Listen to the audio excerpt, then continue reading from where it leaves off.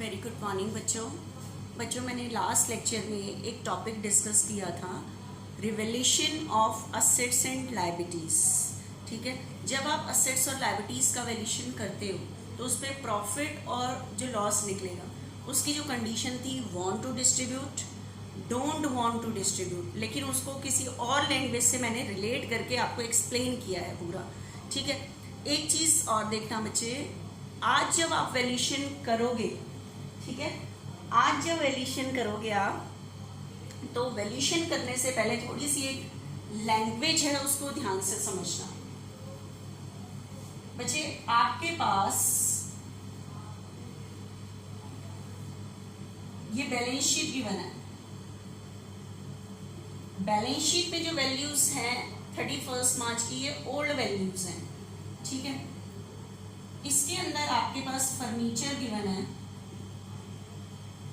10,000 और असेट कितने से इंक्रीज हुई डिक्रीज हुई वो सारा नीचे गिवन होगा आपके पास क्वेश्चन में। ठीक है, कितने से इंक्रीज हुई और कितने से डिक्रीज हुई वो सारा नीचे गिवन होगा। तो एक बार मेरी ध्यान से लैंग्वेज देखना, यहाँ पे फर्नीचर इज इंक्रीज्ड बाय ₹2,000। आपको क्या नजर आया इस लैंग्वेज से? Furniture is increase by 2,000। Furniture कितने से इंक्रीज हुआ है? 2,000। तो बताओ कितने का था? 10, और अब कितने से इंक्रीज हुआ है? 2,000 से, मतलब 12 हो गया है वो। ठीक है, इतने से इंक्रीज हुआ है, बाय मतलब इतने से इंक्रीज हुआ है। अब इसी लैंग्वेज में देखना, आपके पास है फर्नीचर इज इंक्रीज बाय नहीं, ₹2.12। इसका मतलब क्या है?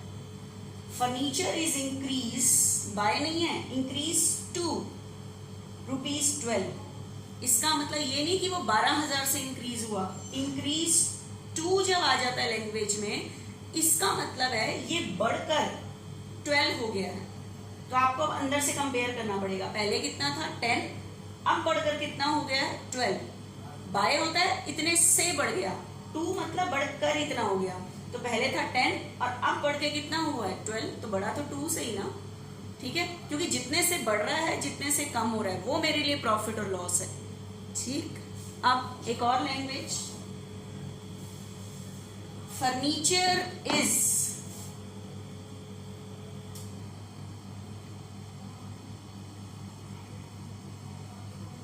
Under valued by ₹2,000। अच्छा, आपको क्या लग रहा है यहाँ पे इस लैंग्वेज से? Furniture is under value, under value means कम होता है। Furniture is under valued by ₹2,000। Under value आप कहोगे कम कि मैम 2,000 से कम हो गया फर्नीचर? नो, जो अंडर वैल्यू वाली लैंग्वेज होती है वो बैलेंस शीट में लिखे होने से होती है।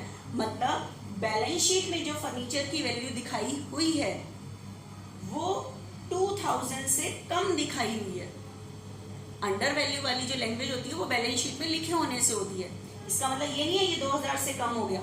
इसका मतलब ये है कि बैलेंस शीट में जो फर्नीचर है ये 2,000 से अपनी वैल्यू से कम दिखाया हुआ है, अपनी वैल्यू से कम दिखाया हुआ है। तो कम दिखाया हुआ है मतलब आपको 2,000 से बढ़ाना है। तो इस टाइम फर्नीचर की वैल्यू इंक्रीज करनी है 2,000 से।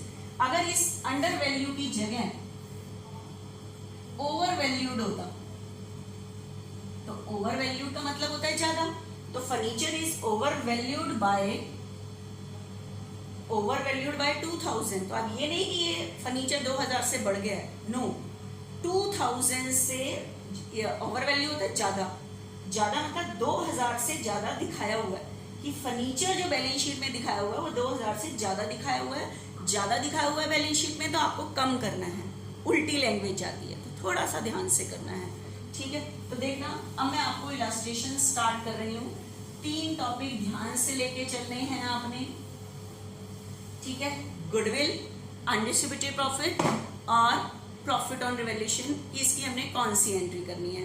बच्चे बीच में मुझे कुछ इलस्ट्रेशन का गैप करना पड़ रहा है, वो किसी वजह से करना है। जो मैंने छोड़ा है वो आगे की किसी टॉपिक पे परफेक्शन के लिए छोड़ा हुआ है। जैसे ही वो मेरा हो जाता है तो मैं आपको वो करा दूंगी। उन इलास्ट्रेशन पे भी मार्क करके रखना है, वो मैं कराऊंगी आपको, ठीक है। देखना एक बार बच्चे, हमने 32 तक किया था, हम डायरेक्ट अभी 40 से स्टार्ट कर रहे हैं। बीच में कम से कम 7-8 इलास्ट्रेशन का गैप आया है, ध्यान से देखना। सबने आगे जब मैं ये इलास्ट्रेशन समझा रही हूँ बुक खोल के बैठनी है। 40 इलास्ट्रेशन है।